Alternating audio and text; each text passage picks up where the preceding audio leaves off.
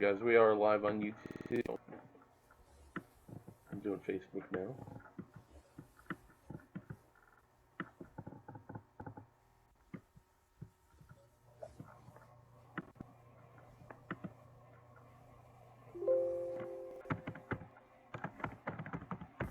Go ahead, Ryan.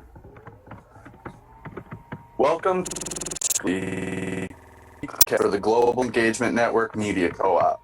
No scripts, no corporate influence, just real talk about interests and headlines from the previous week. Engage, don't just watch, engage.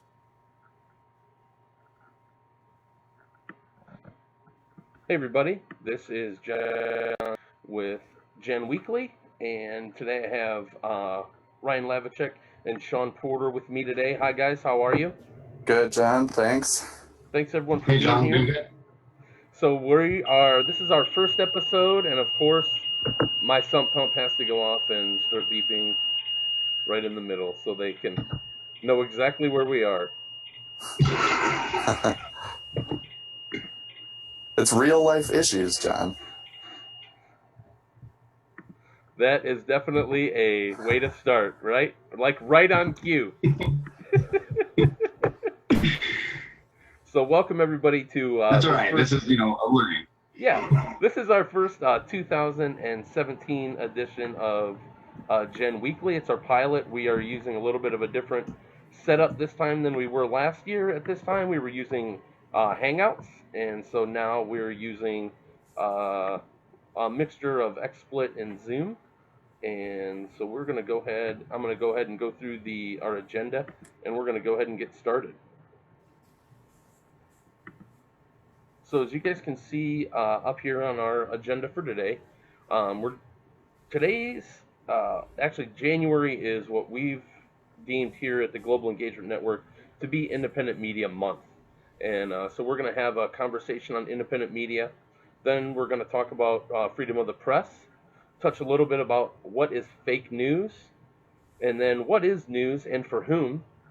A couple of our Gen announcements that we have for the month and kind of for the year, and then we'll do a close. The intention of this program is to be broadcast weekly. Right now, we're practicing on YouTube Live and on our Facebook page. So as we grow our co-op, we will definitely need your help and your expertise to grow our cooperative, and we hope that you'll get involved based on you liking what you see here. So let's go ahead and go right into the next couple slides, which are mine. So I got a couple setup things to do transition-wise, just to make sure that everything is okay. So I put these slides up here just to kind of get us thinking about what we're going to be doing at the end of the month. Because at the end of every month, we're going to have a broader conversation where we invite our audience in to meet with us, talk with us, share their ideas, and work on taking action. So a couple of questions that we have for the year is for this month is, what does the 21st century media cooperative look like? I put in there a couple quotes. Let's use the tools that we have to create a space for all types of micro content and live streaming. And what that means is micro content can be whatever you're passionate about, that you feel that you would like to broadcast to a larger audience. Live streaming is what we're doing now, just using our software and broadcasting on several different social media websites and giving you guys a taste of content mixed in with entertainment, hopefully, and some fun. Another question is, what are some conversations that we could have this year to grow the cooperative by members and audience or reach? So what are some ideas that you guys can bring to the table, those of you who are already connected with the Global Engagement Network? And what are some ideas that you have to help us turn this into a bona fide collaborative cooperative that's member-owned and has a large audience and has a reach and is able to work on some of these tough issues and connect better with all of you and with each other to take action. Over there, just a couple of Facebook Live and YouTube Live interesting enough that we're broadcasting both of those sites. And social broadcasting, I like that term just because it talks about what we're doing. We're in here, people that have met online. Sometimes it's people that have known each other, but we meet and we broadcast socially. It's not. It's media that anyone can use, that anyone can look at, and it's not to say that it's not professional, but to say that it's more. It's intended more to be social and to help people connect and to help bring people together. So independent media has to learn to cooperate in order to compete. That's kind of my phrase um, that I put down there as far as laying the groundwork for where independent media can go for the next, I would say, 10 to 15 years as this kind of boom of live broadcasting uh, gets going. So Ryan or Sean, do you guys have any reactions to that slide or kind of that setup? I definitely like that last statement that as independent media, um, right now we have the deck stacked against us as far as competing with the mainstream media. And so we do have to learn to cooperate in order to compete, in order to put forth a solid message for people that will stand up to the news that people are getting now on the mainstream. Cool, thanks. Sean? Yeah, it's almost like, well, I guess the easiest way to look at it for me is that, it's changing so much, and just like other things happening right now, it's hard to tell exactly where it's going to be going in the future. And I always looked at things like the popularity of, like comedy-based news shows that are bringing in a little bit of both worlds, and you're seeing some of these sort of shows doing even more of what could be considered to some journalistic, work. Yeah, So like the long form news stories. Is that what you yeah, mean? absolutely. Like Yeah, John Oliver's show, for instance, they're taking kind of the next step in, getting the audience to do things and yeah, participate in certain movements. And we love comedy in this country, and we want, I think, people, most people want to be part of the country, but it's just hard to take with all the other problems in life. And so that's a perfect combination of giving these serious things levity through comedy, and maybe that's well, part of the future lives. maybe. I think it's because only the comedy channels are the ones that are allowed to kind of push the envelope with telling stories and what's news. I think they have more flexibility than the corporate media conglomerates in order to be able to talk about stories. I'm going to go into that with the next slide that I brought up, and that's one that I found. It's called Five Reasons Why We Don't Have a Free and Independent Media in the UK and What We Can Do About It. There are plenty of parallels that can be drawn here for the United States. This is from Ed Jones from Open Democracy UK, and it's posted on the Global Research and Globalization website. There's a link in the slide, and we'll put the slide deck in the YouTube description so everybody can see it. We'll also put it on Facebook. The five reasons are: the billionaires that own the press set the agenda, corporate advertising revenue censors the content, privately educated white men dominate the media, the political use of supposedly neutral sources. That was a very interesting section in that article. And the intelligence services manipulate the press. Um, we can draw, like I said, I think we can draw parallels to media over here. But it's also just an important reminder on the forces that are out there, and use that as a lens for when you're reading your articles and when you're watching news and when you're generating and taking in your information. Um, the part about what we can do about it, that's the paragraph that's down here, where there also has been a resurgence of cooperatively owned media after some failed experiments in the 70s. The New International and some of the other organizations, these media cooperatives are either owned by their workers, their readers, or both as multi stakeholder cooperatives. So that draws a parallel to what we're doing here with the Global Engagement Network. And I thought that was awesome as far as outlining that. And then the other part is this is more how I feel about social media sometimes: Twitter, Facebook, and YouTube, and kind of what we're doing.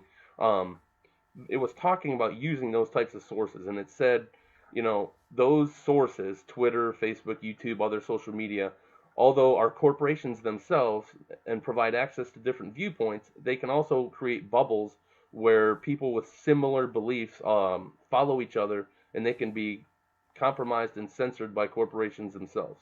Censors, and it gave some examples. And what are your guys' thoughts about either the 5-point list, the use of cooperatives, or social media and its impact? Well, the first thing that comes to my mind is that not only are there parallels between those 5 things on that list, but they're pretty direct parallels too. I mean, that's pretty much the situation that we're looking at here in America as well.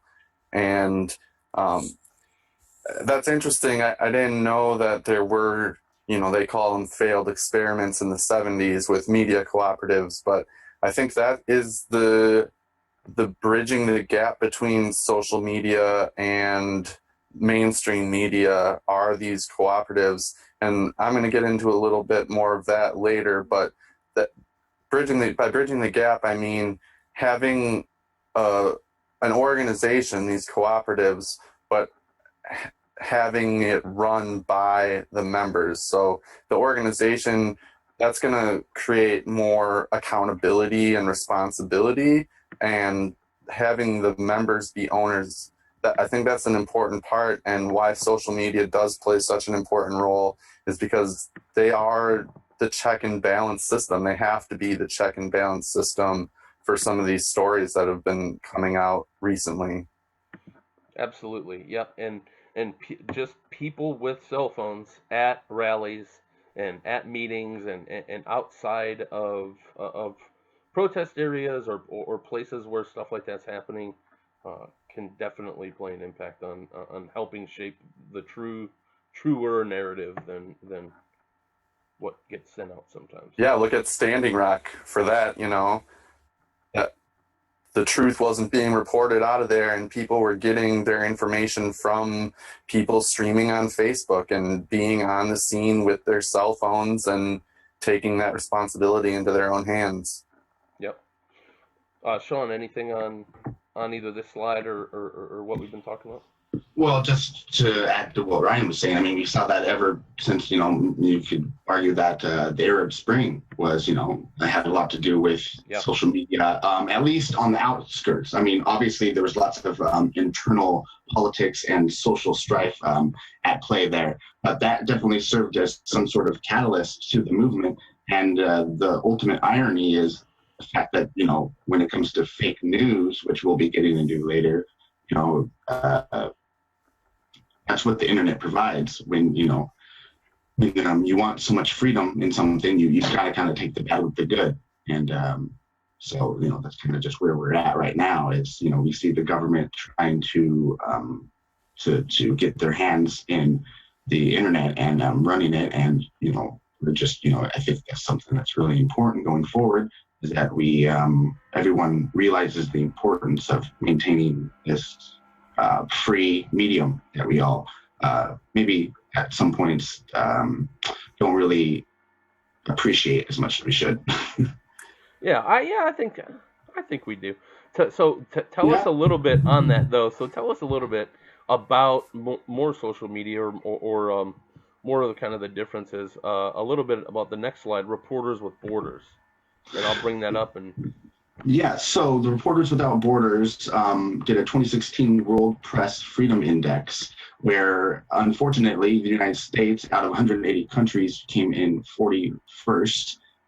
This was in 2016 with a score of 22.49. Basically, they attribute this to the increase in national security.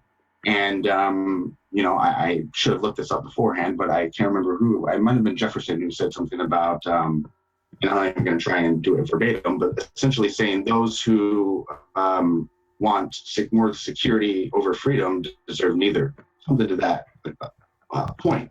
Essentially meaning, the more you want people to, protect you, and the more you want that sort of big brother, which kind of shows you where I'm at on the fence, when you kind of want that big brother over, looking over your shoulder, making sure everything's okay, well, there might come a day when all of a sudden they don't like what you're doing. And that's where I, just fall on, having a journalistic background, especially that, freedom of speech and freedom of press are just super essential things. And I, when it comes down to it, and it can be a long debate about, how we get there, but when it comes down to it, I think those freedoms need to take precedent over national security, when it really comes down to it. So, well, and along that line, an informed public is a secure public.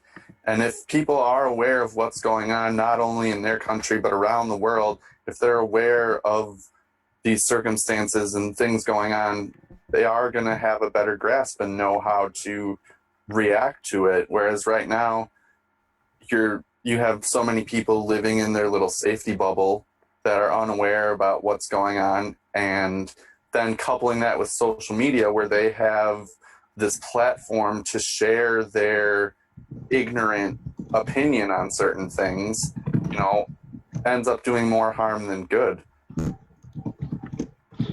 Yeah, I mean, that's definitely true. Yeah, I mean, that's just, I don't even know what to say. That's just a good point.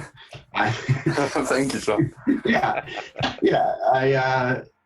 I just think that,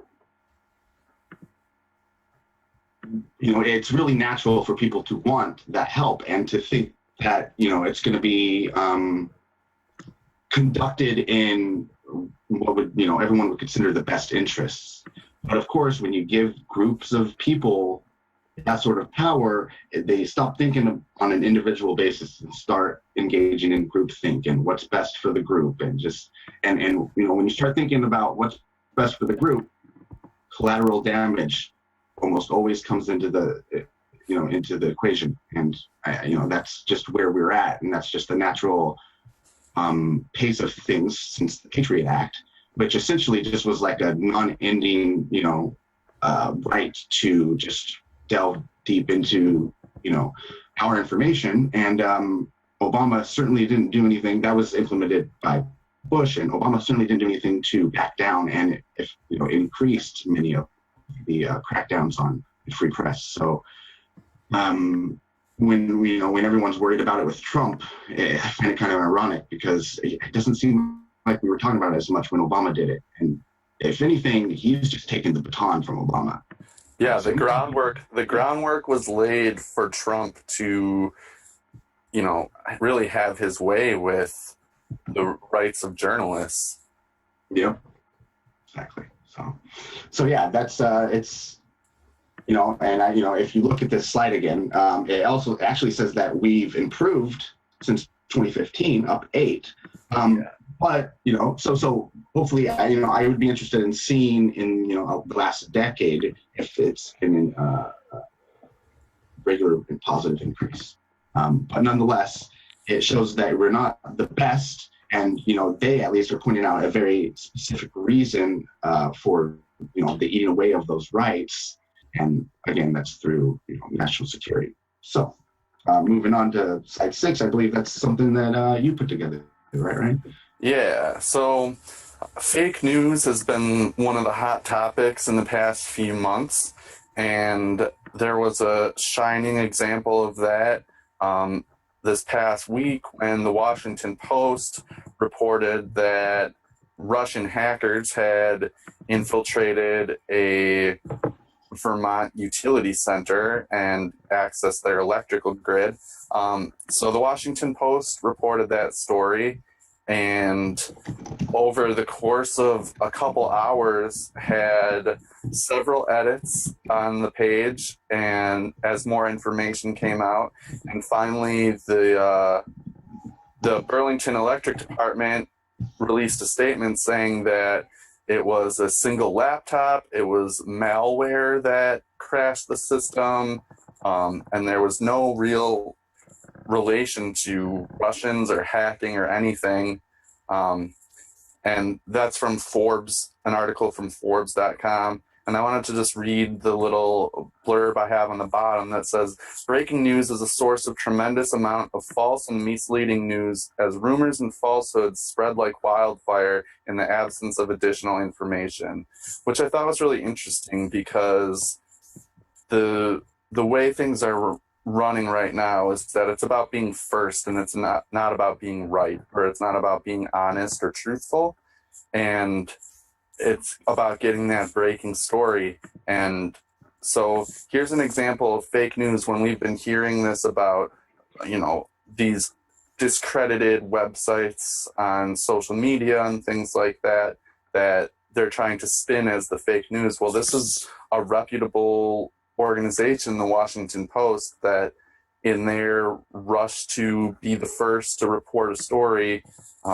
totally botched any sort of fact or truth and went for a headline. So fake news isn't necessarily what is going on social media. It can be just as evident in the mainstream media, if not more. Sean, have you seen any recent examples or anything that stuck out to you as pertaining to this fake news thing? Not particularly, except for obviously the Pizzagate thing, which was huge and an extreme example of what can happen in one of the worst case scenarios. So that one I definitely think reached more people that don't pay attention to news usually than most, and so that was an interesting revelation for a lot of people that, oh wow, this really has an effect on some people. Right. So moving on to slide 7, another thing with the fake news, the bigger issue, I think, is the Russian tampering in the election. And it's just funny that these things have been coming out. And I just have a couple little memes that I found online about, how before the election, Obama had made a statement there on the left that no serious person out there would suggest that you could even rig America's election. There's no evidence that happened in the past or that there are instances it could happen at this time. So I'd advise Mr. Trump to stop whining. That's a pretty bold statement. And now recently, as it shows on the right, President Obama came out and vowed retaliation against the Russians for meddling in the election. And so there in the middle, you have the fake news from CNN on Twitter. No, the president election can't be hacked. And then after the election, Russian hacking in the 2016 election, what you need to know. So, the way the media spins things, there's almost clearly an agenda there. And it's becoming more and more obvious, especially with recent events, with the election. And it's just kind of interesting. It's something to be aware of, that we as citizens, like John was saying earlier, who rely on these media outlets for our news and everything, where exactly are we being led? That's the question of the slide, is how do we know the truth? Yeah, and I think, to go back a little bit, like maybe when this must have all started, how did we get here is, the dismantling of, the laws that made it so that, whoever made money in a corporation couldn't be talking to the people whose job it was to create the content. And, obviously you can see that as those two sides of news business started talking and intermingling, that not only did essentially it became in their best interest to not have necessarily the news and what people needed to know, but what they wanted to know or what they wanted to see. And all of a sudden it became about ratings and not about, facts necessarily. I mean, I guess that's where it's eventually led to, is the fact that facts are now no longer, the number one, priority when it comes to a good news story. Right. If it's believable, I mean, things were so crazy that people didn't think it was that crazy that Pope Francis supported. Maybe it's not so crazy that, everyone says Clinton's a pretty evil person. Maybe they are running a such child, sex trafficking, ring. I mean, I could see how people can be trolled into thinking this sort of things, especially if you only pay attention to, if you're only watching like Fox News or you're only reading Breitbart, then yeah, you can get into these little bubbles, which we were talking about before. That's kind of one of the cons of it, is of the internet and an open and free, source of information, is you can really kind of have, you can just surround yourself with people that are like-minded and right. are doing that group think sort of thing. So it's really important to to every now and then I'll turn on look at some Breitbart or turn on the Fox News, and then wait until I get disgusted and then turn it off, and I won't sleep good that night. Right. But, at least I know what the other side's doing. So.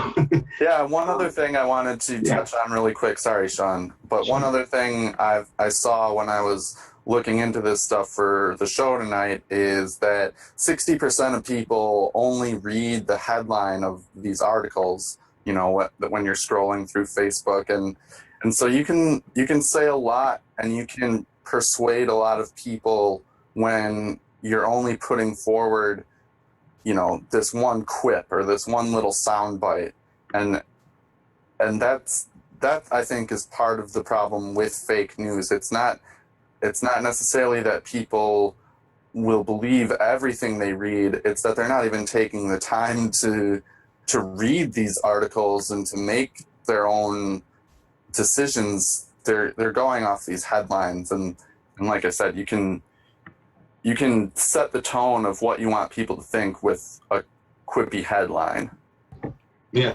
So it's the shortening of attention spans, which you can see when it comes to viewers of like cable TV as well, because what do? They have to fit an interviewer in between two, an 8-minute segment between two commercials, right? So you have Lawrence Lessig on, who's, a legal scholar, when it comes to the amendment, constitutional amendment. And, he's got to fit in an 8-minute spiel about this. And they're really good. The hosts of these shows are good at, asking these open-ended questions where you can't really get into the weeds and really, press your point, especially if you've got someone that you're competing with, another talking from the other side. And so, it's set up to be this real short attention span, just the headlines, and it would be great if people saw those sort of stories and then followed up on it, but they don't. They just see that, they said this, and they just take the general, consensus and the general view that they're, whatever network they're watching takes, and they kind of just run with it. So right. You can see that not only on the internet, but in other forms of media, just as it seems our attention spans get shorter, which I don't know if they're getting shorter as much as we'd always like them to be short. And now it's just more than ever, we've got content that kind of gives us what we crave. I don't know, maybe a little bit of both. I think it's definitely a little bit of both. Yeah, that kind of actually leads into our next slide, slide 8, which is a Pew Research poll that I took a look at. It was put together December 1st through 4th with just over 1,000 people, 500 from landlines, 500 from cell phones. And it basically was just asking what people thought of the current state of fake news. After the election, and there's obviously lots to talk about it. If you look at the upper left-hand corner, majority say fake news has left Americans confused about basic facts. I certainly agree with that. What is that? That's 2/3 think it's causing a great deal of confusion. 11%, not much, no confusion. So that's interesting along itself, because these people are noticing it. And if you read this, you can see there's a link down there, and we will provide that to you after the show. You'll see that, did a lot of these different, they looked at this in a lot of different ways. To the right, you'll see another way they looked at it was majority are confident in their ability to recognize fake news. And one I didn't show here is that a lot of them are think they notice it. And so the correlation that they found was one that I guess seems clear, that those who spotted it were more likely to think that that it would cause confusion. And because I guess the idea there is that if you don't think it, or if you don't notice it, then you're not obviously thinking it's a problem, probably. Right. Because no one's going around saying, "Oh, I do not get this," and I'm easily fooled, right? People don't usually have that sort of state of mind.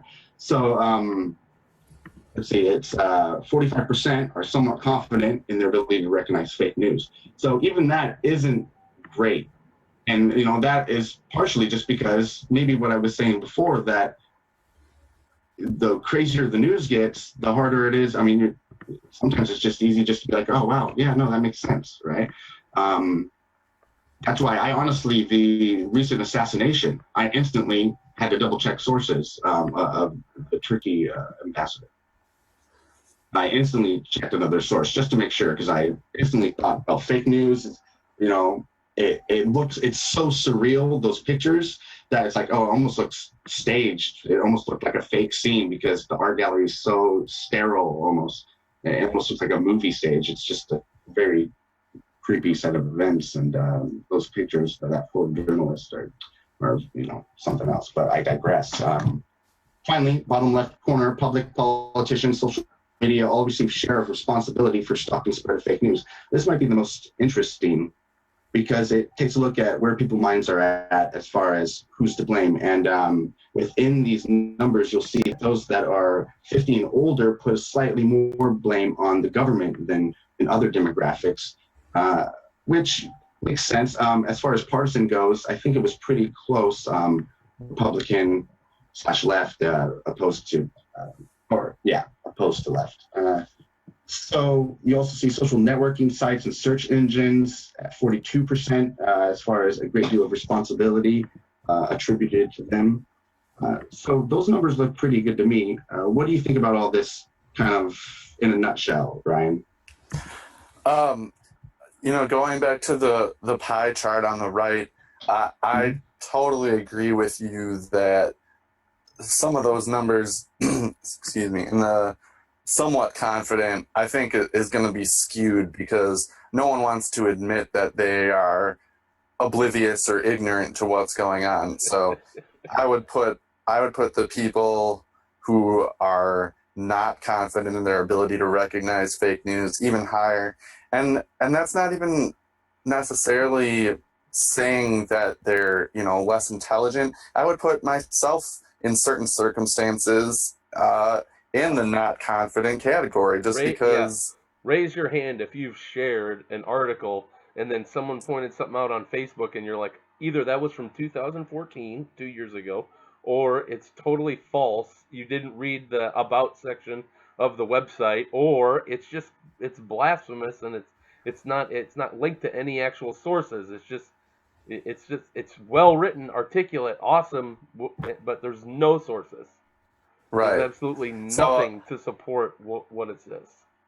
Exactly. And so I think that those numbers are going to be skewed, and there's nothing you can do about it, because people have their pride and don't want to admit that they can be baited in some of those instances like that. But I think it happens to everyone. It's just a matter of checking for alternative sources and double checking for alternative sources and doing your homework. If you are going to be confident in sharing a news story like that, then you are a social media journalist, and there need to be some social media journalistic standards, and maybe that's the direction that we need to go as a cooperative of independent media outlets, is setting that standard for journalistic integrity in a new era of media.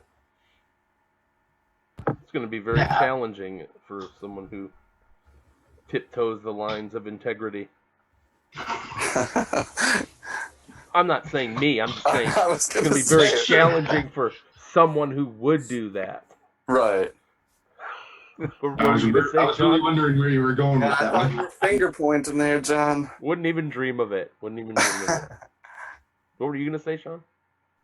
Oh, nothing. I was just going to say, shifting away from fake news, unless anyone had any other points they wanted to make. Nope. No, all right. Well, kind of changing the what we're looking at a little bit.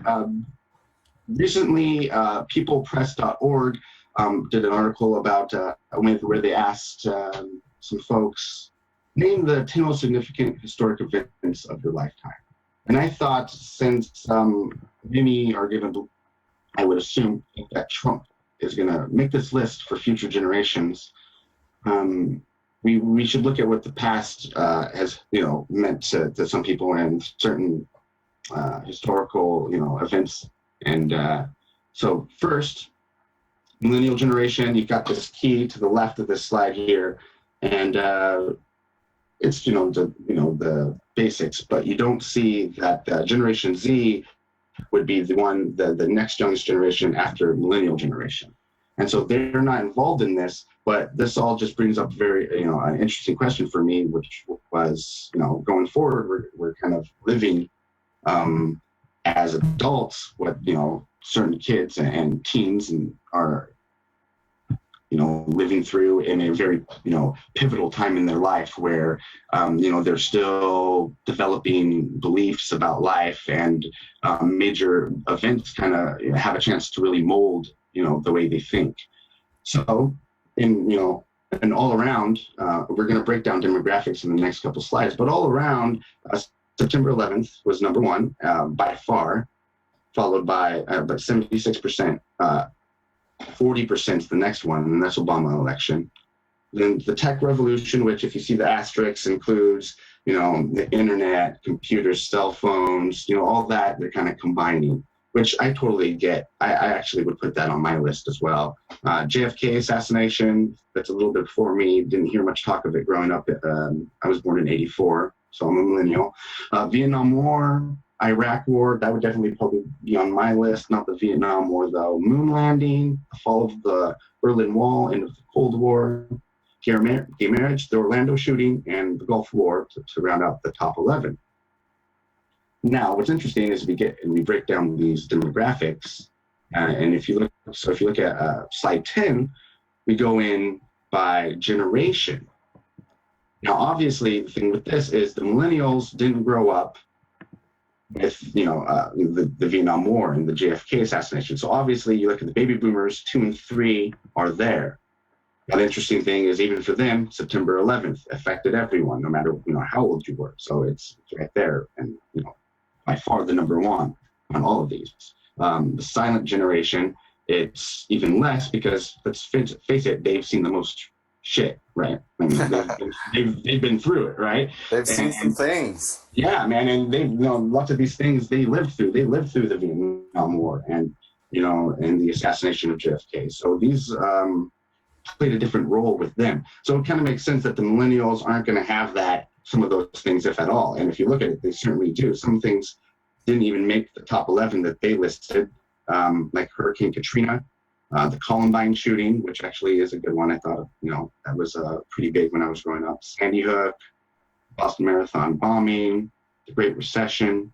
But the top 3 is similar to everyone else's. Actually, the fall of Berlin Wall, end of the Cold War for Generation X is obviously a generational thing. But September 11th and Obama election are up there for the millennials as the same as the Generation X. So looking at this and these differences, anything, stand out to you, Ryan or John? Or where would you see these? Are there ones on here that you wouldn't, that you don't identify with as far as your generation? I mean, I'm looking at the millennial. I'm also a millennial, and I might mess around with the order a little bit, but those are some.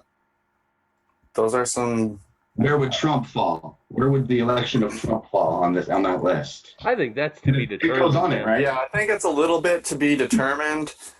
I might say the whole 2016 election cycle might even make a list of mine personally. That's not a bad point. That might be what it falls into. Yeah. But looking at that and talking about the 2016 election, one that I see missing is kind of the predecessor to the Iraq-Afghanistan wars and 9/11 was the Gore-Bush election. I remember that is really what started my interest in politics as a whole, was the whole debacle with that election, which was kind of similar to this past one with the Electoral College and the popular vote going opposite ways. The What's that, John? Chad one? Was it Say the again. Hanging Chad election? Oh, yeah. That's the yeah. Chad election. Yeah. That was so fun to watch that on was a TV. big one. Yeah. Seeing that guy, in Florida with his glasses and you see him flipping that over and looking at it and stuff like that, and then you're wondering, have we really come a long way since then? And then you look at everything that happened in the primaries, and then all this stuff with gerrymandering and everything. It's kind of it's no wonder why we are where we are. Yeah, I mean, other than that, I think these lists are pretty evident of the different generations as far as the significant events that really affected them. It's one thing to be alive or witness some of these events, but I think when you take into account what really affected you, that's why, the end of the Cold War, fall of the Berlin Wall is top 3 for Generation X. That was a big global event. So, a lot of this makes sense. I would be definitely interested to see what the next generation's list looks like in 10, 15 years. Well, speaking of the Berlin Wall, if you go to slide 11, John, this is the modern historic races by race ethnicity. And the interesting about that, in terms of the Berlin Wall, is that it is not on the lists for Blacks and Hispanics. They had their own problems they were worrying about. And, so you can see, if you look here, the Obama election is number 1 for Blacks. September 11th was 2nd. And you flip that around for both Hispanics and whites for slightly different percentages, but they're close. And then Tech Revolution for whites, Civil Rights Movement for Blacks, which, again, isn't on the white list, nor the Hispanic list. And if you can go down and look, there's quite a bit of difference. What's not on the white list? The MLK assassination isn't. The Civil Rights Movement isn't. Yeah, exactly. I apologize for laughing. That is a laugh of shock and awe. So the Berlin Wall, end of the Cold War, is number 8 for the whites. That's on neither the Black nor Hispanic. The moon landing is on there for whites at 6. That is last on the Blacks and Hispanics list. The Tech Revolution is lower than on the whites. So yeah, this is definitely more interesting to me than the generations, because this really shows you, similar to the generation, I suppose, whereas, depending where you grew up, obviously certain things that you feel the effects of through your parents or through you living them are going to have, more prominence in your mind. But even more so, where you fit in on the socio-demographic ladder, it also has a huge, maybe even probably more of an impact than the generation. Well, I don't know. It's similar anyways. Yeah, especially going back, if you're a minority, it becomes even more. The MLK assassination being number 5 for Blacks, and it's not on either of the other lists, really shows you just how much of I don't want to say a niche movement, like there was no other demographics participating in it, but as far as what he stood for, how he was standing against oppression, but he was doing it through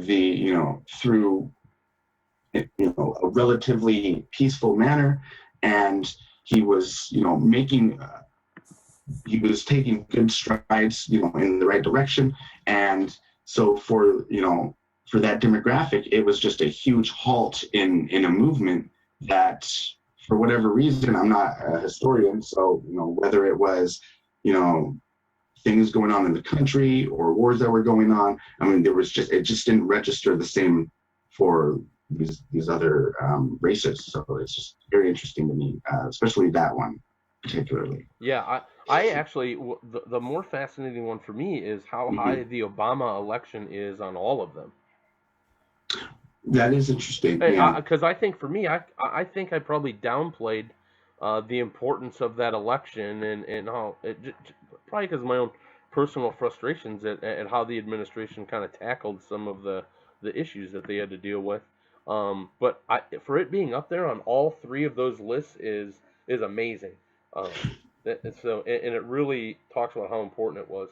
The civil rights one, we're going to talk more about that in February, as civil rights is going to be the focus for February.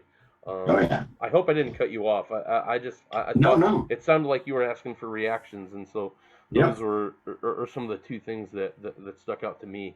So thanks for putting that in here. That's neat. Well, actually, I wonder, if the MLK assassination happened today, would it list higher?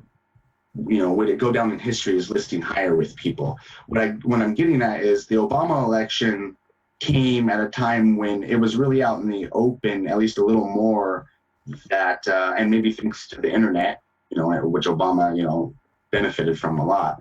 I wonder how much that had to do with the idea that more people kind of were able to see the significance of a black man being president, even despite them being white or Hispanic. Whereas so many whites maybe were still embroiled in the legacy of hate that the civil rights movement was battling, that they really couldn't see the forest through the trees at the time. But the more progressive we became and the more secular we became as a country, that would register throughout many different demographics in a different way than it did back then. It's just an interesting theory.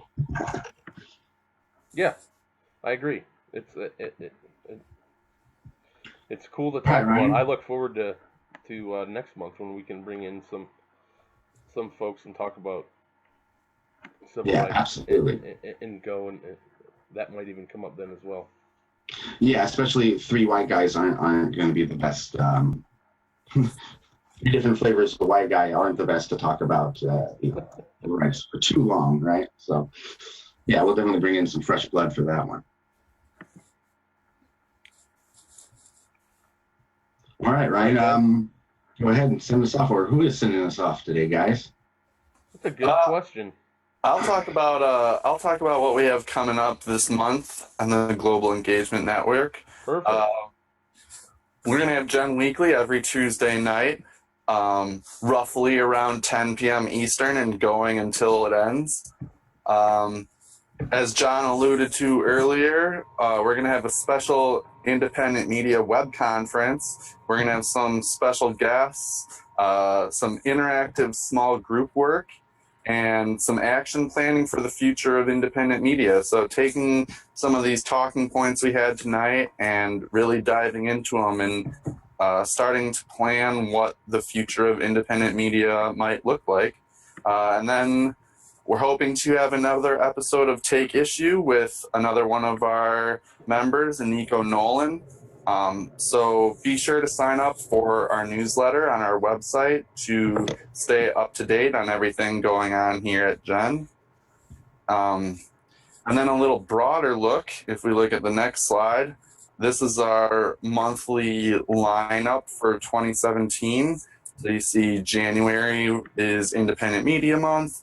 February, we're going to get into civil rights, and then we have the whole year sort of mapped out here. So stay tuned for some of those topics, and we're really hoping to get you, the audience, involved in these conversations and take some action planning. Cool. Thanks, Ryan. I appreciate you kind of closing us out for this first episode of 2017 for the Global Engagement Network. And I want to thank you both for being here. Great job on the slides and good work. Thank you for bearing with us, whoever was watching. I did have some transition things that I need to learn using this software, but I think overall it went pretty well. I'll be interested to go back and look at the broadcast and see what it looks like. Any parting words from you, Sean or Ryan, kind of as we close? Check out facebook.com/face, the number 2, face Seattle. Tomorrow is going to be our second interview with Eric Sullivan of Our Revolution Ballard, which is a city in Washington State.